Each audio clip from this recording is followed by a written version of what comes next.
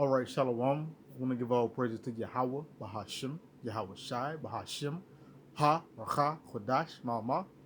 Double honors to the elder apostles and their elders of GMS. Double honors to my elder of this camp as well, Aharawan Ban Yasharala. Salutations to the sincere Akim, pushing his truth and sincerity around the four corners of this earth. I'm Nakar Kharab Ban Yasharala, coming out of the Lions Den camp of Yasharala here in Jacksonville, Florida. Not today. I'll be coming out with an impromptu,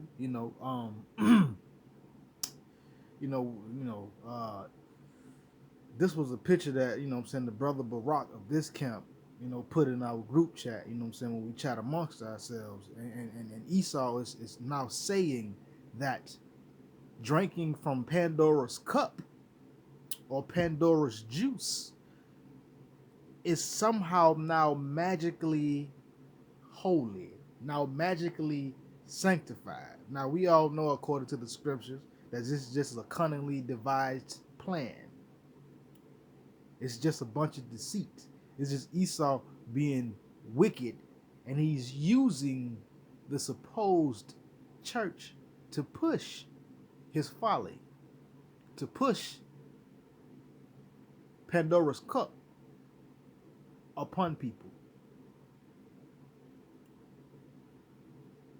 And now are making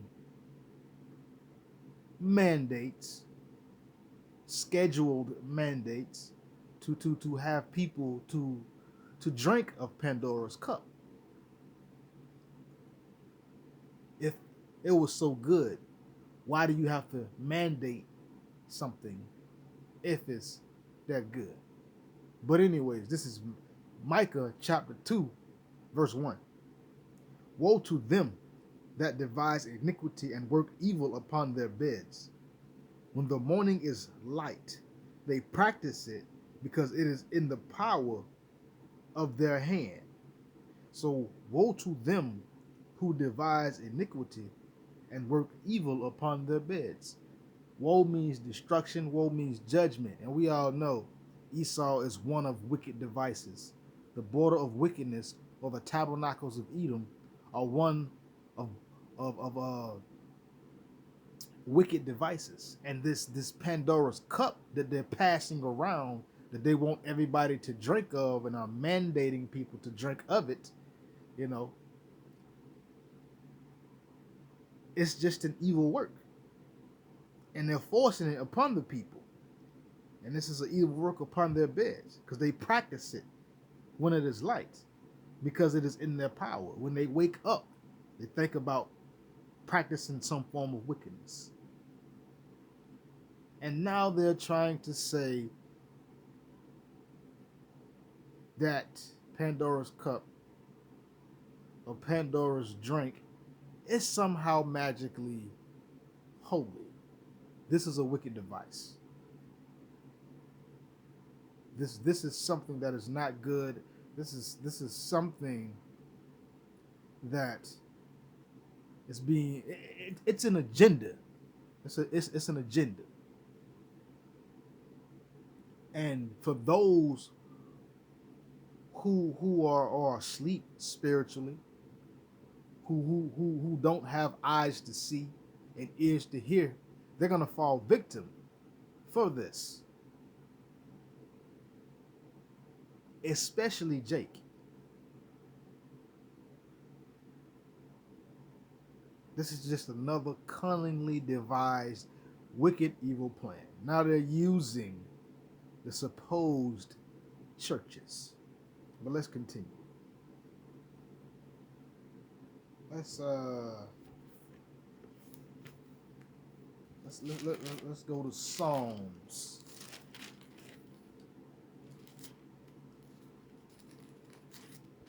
Chapter 83, verse 1.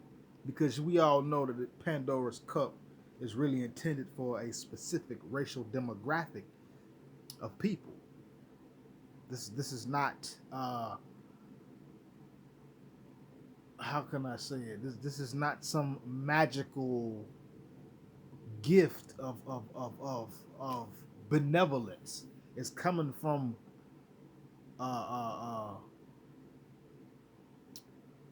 a malevolent intent, which is a wicked, evil intent. But let's continue. This is Psalms 83 and 2. Verse 2. It says, "For lo, thine enemies make a tumult, and they that hate thee have lift up the head." Our enemies are making a tumult. Esau is making an uproar about this Pandora's cup that he's passing around and having a problem with it because people don't want to drink of the cup. You know, they don't want to partake of it. So he's making a tumult. He's lifted up his head against 2/3 of our people. Well, all of Yasharallah, the elect and 2/3 of our people. He lifted up his head against us in anger and wickedness, you know, and he's making a ruckus in the media, internet, YouTube, mainstream media, even on your radios. He's making a tumult, advertising the drinking of Pandora's cup, because not everybody wants to taste or drink of the cup of Pandora. You know, if you read between the lines, you know what I'm talking about. Or you can just kind of squint your eyes and then you'll be able to see behind the blue line. But let's continue. Verse 3, "They have taken crafty counsel against thy people and consulted against thy hidden ones." So these Edomites have taken crafty counsel, you know, slick, behind closed doors counsel against the people of Yasharallah. As a matter of fact, against the people of Yasharallah and the rest of the world, because they have an agenda to push. It's called the NWO. They have consulted against the hidden ones. They have consulted mainly against the children of Israel, which are the so-called Negroes, Latinos, and Native Americans. And Esau is getting desperate, like the brother Athaniel said in the camp. Esau is getting desperate, so he's trying to use every avenue available to him. And the main thing is, they want to destroy the children of Israel. They want to destroy the so-called Negroes, Latinos, and Native Americans. Why do you think that they plan to take out over 2 billion people? That lets you know who the majority is on the planet. It's Yasharallah. But this is just another device. But you got to pay attention. You know, lest Satan should get advantage of you, we are not ignorant to his devices. And for 2/3 of our people, to be honest, they're ignorant of Satan's devices. So like this bottom sentence says, you people are done for. 2/3 of our people are those people who are done for. And this is Psalms 55 and 20. "He put forth his hands against such as be at peace with him. He hath broken his covenant." That's how Esau gets down. He put forth his hand against people who are at peace with him, against people who have not come against him in any way, shape, form, or fashion. Those that are at peace with him, he has broken his covenant. He has broken his promise. And now they're trying to break what? Slowly but surely, the Constitution, because like the elder have said in this camp, the only thing that's really standing in their way is the Constitution. You know, the people of Babylon believing that they have rights. They're slowly taking that away. That's Esau breaking his covenant and putting his hands against the people that have really not really raised up against him. Slowly trying to inch in their tomfoolery. But let's continue. Pertaining to Pandora's cup, this is verse 21. The words of his mouth were smoother than butter, but war was in his heart. His words were softer than oil, yet were they drawn swords. So the words of his mouth are smoother than butter. Now you have certain sects that are saying it is now okay and it is cool to drink of Pandora's cup because what is in the cup is not a danger. And they have all these avenues and different things that's making the drinking of Pandora's box. I mean, Salakia, Pandora's cup, like it's okay. Well, those are smooth words, and they smoother than butter. But war is in his heart. Pandora's cup is not there for your benefit. It is there for your hurt. For the hurt of the people, especially they of Yasharallah. His words are softer than oil. It sound good. It sound like, yeah, it's okay, yeah. But if it's so okay, and if it's so, the Pandora's cup is so good to drink out of, why do you have to mandate people to drink out of it? You know, just saying. But Esau's words are just drawn swords. At a moment's notice, he ready to cut you down. He ready to take you down. This is how he moves. This is how he gets down. I'm going to go to Psalms 52, verse 2. It says, thy tongue devises mischiefs, like a sharp razor working deceitfully. And Esau's tongue devises much mischief, and it's like a sharp razor, and it works deceitfully. Have you ever been cut by a razor? Sometimes you don't know you're cut by a razor until you see that you're bleeding. That's how sharp a razor is. But these words that he speaks, they are working, they're deceitful words. See, they don't want to tell you what's in the elixir of Pandora's cup. They just want you to take it. Drink it. It's good for you. Okay, right. The scriptures say, never trust thine enemy. As a matter of fact, let me grab that real quick. There we go. It's like it not. Here we go. It's in Sirach. Let me go to it real quick.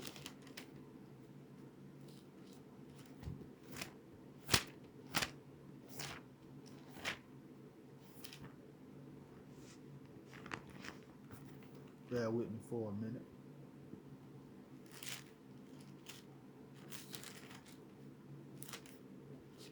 You know you gotta be careful. But when you have eyes to see and ears to hear, Esau can't do no kind of tomfoolery or pull no wool over your eyes. But let's go. This is Sirach, chapter 12, verse 10. Never trust thine enemy, for like as iron rusteth, so is his wickedness. Though he humble himself and go crouching, yet take good heed and beware of him, and thou shalt be unto him as if thou hast wiped a looking glass, and thou shalt know that his rust hath not been altogether wiped away. So the Lord says, never trust thine enemy. There is an enemy of Yashar Allah on the planet. Yes. And he's the one pushing Pandora's cup on the masses. But just like iron will rust if left out in water day in, day out, see, oxidation causes rust in metals. Meaning when liquid get under the surface, it starts to cause rust. Well, just as surely as that will happen, the same thing is with Esau's wickedness, the enemy's wickedness. It's bound to happen. He's going to come up with some kind of wickedness somewhere. And you can see by this picture the level of wickedness he has stooped to. But, verse 11, though he humble himself, though he may seem like he humble and he's coming in peace, go crouching, take good heed, meaning, pay attention. Thoroughly examine and beware, meaning be careful. Don't drop your guard, and you shall be as if you have wiped a looking glass. Like, let's take you looking out of a telescope and the lens is dirty, and you wipe it off, and you wipe it off so you can see clearly. Well, guess what? When you get ready to look back through that looking glass, it'll be the wickedness of Esau. It'd be just like wiping a looking glass off and looking back through it and finding out that all that wiping you did have not done nothing. The lens is still gonna be dirty, and you're not gonna be able to see through it clearly. So it's just gonna be just like you wipe the looking glass, and then once you wipe through it, wipe off the looking glass, you're gonna find out that Esau's wickedness has not all been together wiped away. You're gonna find out, like, I done cleaned this thing off and there's still all kind of fingerprints and dirt on this thing. That's how Esau's wickedness is. No matter how much you try to clean it up, it's still wicked and it's still dirty. So you never ever trust your enemy. Let's go back to Psalms, because I had something I was going to read.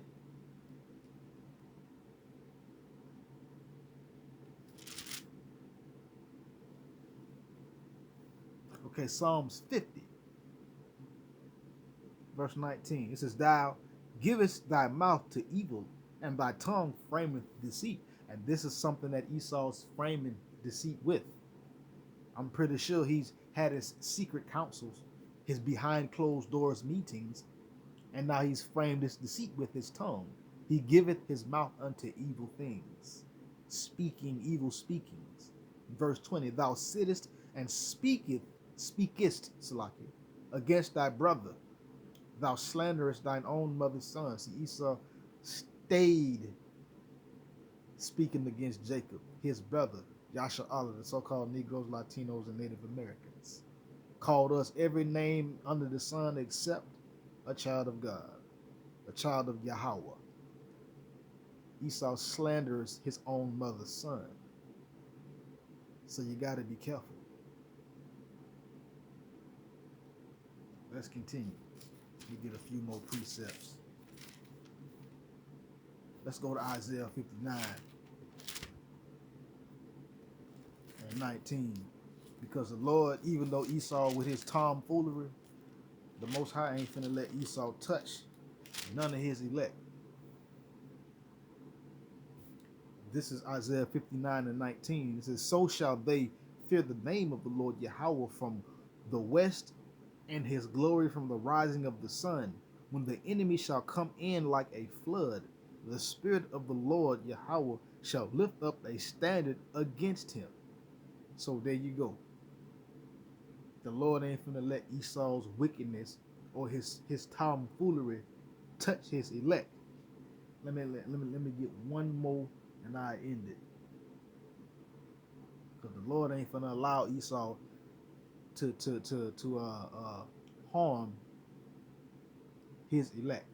That includes the 144,000 and the 1/3 men, women, and children. Sure enough, it may be a handful of brothers that may be martyrs for what's right, for the truth, for standing up for Yahweh Bahashim Yahushai.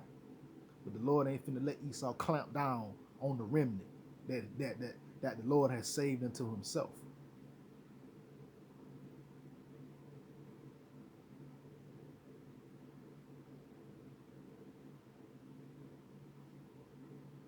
Boom, let's get it. Let's go back to Psalms. We're gonna hit 91.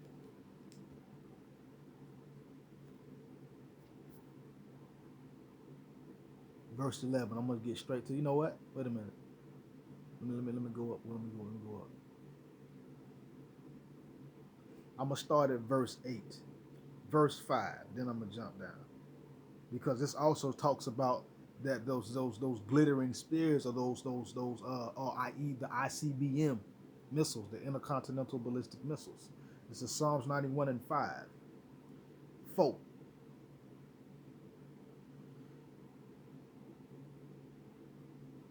"3. Surely he shall deliver thee from the snare of the fowler, and from the noisome pestilence." And this is a snare of the fowler right now. The Lord said he's going to deliver us from the snare of the fowler, meaning the Lord ain't going to let nothing happen to us. And the noisome pestilence, i.e. the ICBM missiles, the destroying wind, the besom of destruction. Verse 4. He shall cover thee with his feathers, and under his wings shalt thou trust. His truth shall be thy shield and buckler. So under his feathers and under his wings shalt thou trust. The angels, the chariots. Also, you can talking a little too fast. You can also reference that to talking about the spirit, the scriptures, his truth, abiding in righteousness as well, because it says his truth shall be thy shield and thy buckler, meaning the scriptures. But the Lord is going to give his angels charge over us. He's not going to let no harm come to us. Verse 5, thou shalt not be afraid for the terror by night, nor for the arrow that flieth by day, i.e. the besom of destruction, the destroying wind that's going to sweep from one side of Babylon all the way to the other side from Babylon, east to west, north to south. Period. We're not going to be afraid of the terror by night, meaning the destruction, nor the arrow, nor for the arrow that flieth by day. It's the ICBMs. This is nor for the pestilence that walketh in darkness, nor for the destruction that wasteth at noonday. So we ain't going to have to worry about being jacked up by Esau and his tomfoolery and by the destruction that the Most High is going to allow to come to this place, because he's gonna bear us up into his arms. He's gonna say, come up hither, that apartment in the sky, So this stuff, even the stuff that Esau's planning right now, it's not gonna come against us. Sure enough, it says, just roughly paraphrasing because I can't think of it off the top of my head right now, but some of us may be locked up for 10 days, 14 days, but we're not supposed to fear, because that's just a testing time. But the Lord ain't gonna allow no harm to come to you. I'm gonna jump down to verse 8. It says, only with thine eyes shalt thou see, so like it shalt thou behold and see the reward of the wicked. So only with our eyes that we're gonna see what happens to the wicked on this earth. So we're gonna see with our eyes only how Esau is gonna get destroyed, and yes, 2/3 of our people are gonna get greased up too. Because they believe and they trust in the society and the power and the strength of Pharaoh, or i.e. Esau. So Pharaoh's power and everything is going to be their shame. It's going to be their destruction for 2/3 of our people. Verse 9 says, because thou hast made the Lord Yahweh, which is my refuge, even the Most High, thy habitation. For the 144,000 and the 1/3 men, women, and children that believe, that that remnant of Israel, because we have made the Lord Yahweh our refuge, even the Most High our habitations.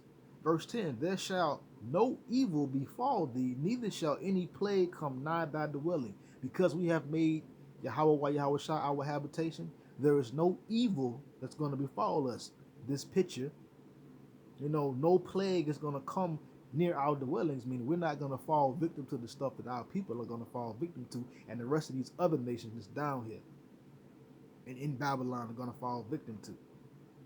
Why? Verse 11, for he shall give his angels charge over thee, to keep thee in all thy ways. They shall bear thee up in their hands, lest thou dash thy foot against a stone. So the Lord is going to give his angels charge over you, meaning the Lord is going to give the order for his angels to protect us.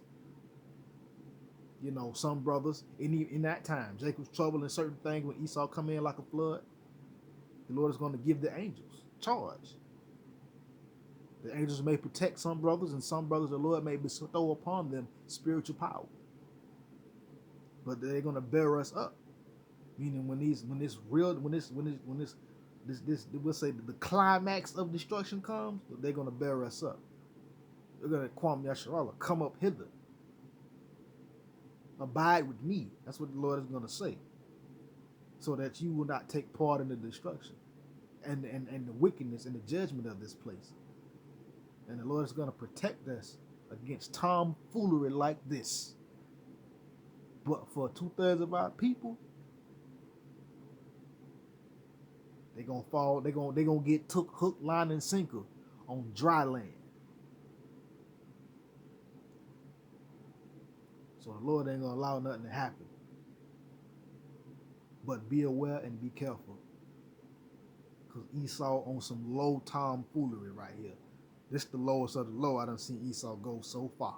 I'm pretty sure he can go much lower. But this right here, this is laughable. And with that, Shalom.